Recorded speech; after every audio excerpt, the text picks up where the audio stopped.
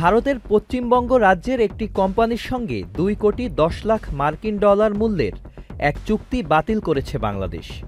২৩ মে ভারতের প্রথম সারির একাধিক গণমাধ্যমের খবরে এই চুক্তি বাতিলের তথ্য জানানো হয়েছে। দেশটির গণমাধ্যম বলছে, চুক্তির আওতায় কলকাতা ভিত্তিক একটি প্রতিরক্ষা কোম্পানির কাছ থেকে নৌবাহিনীর জন্য ২ কোটি ১০ লাখ ডলার বা ১৮০ কোটি রুপির টাগবোট কেনার কথা ছিল বাংলাদেশের।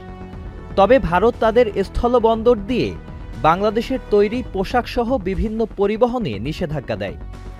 এরপর বাংলাদেশের পক্ষ থেকে নৌবাহিনীর টাগবোট কেনার ক্রয় আদেশ বাতিলের সিদ্ধান্ত আসলো বলে জানিয়েছে ভারতীয় গণমাধ্যম।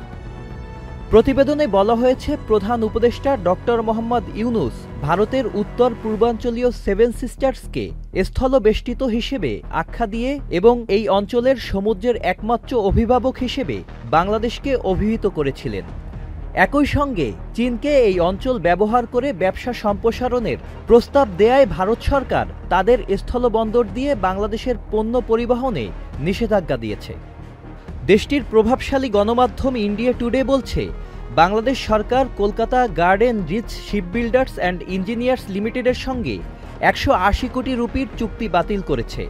এই কোম্পানিটি ভারতের প্রতিরক্ষা মন্ত্রণালয়ের আওতাভুক্ত একটি কোম্পানি।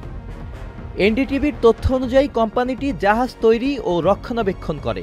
ভারতীয় নৌবাহিনী ও কোস্টগার্ডের জন্য জাহাজ তৈরি করে তারা।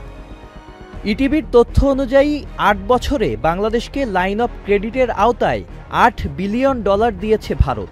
সাবেক প্রধানমন্ত্রী শেখ হাসিনার আমলে ভারতের দেয়া এই ঋণের মাধ্যমে বাংলাদেশের অন্য আরও অবকাঠামো তৈরি হয়েছে। Sajid Abdullah, Channel I.